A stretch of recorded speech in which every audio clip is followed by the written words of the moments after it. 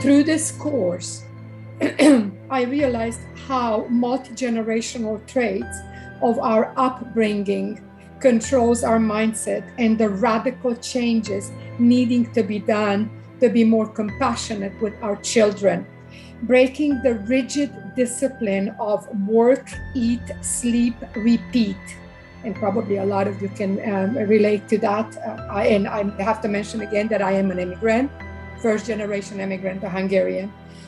And stopping to hear more, understand more, and love more through grace, expressing more gratitude in respect to the other, staying accountable for our actions as parents, having the courage to admit our wrongdoings and engage for the sake of our legacy to be regarded, to not to be so rigid.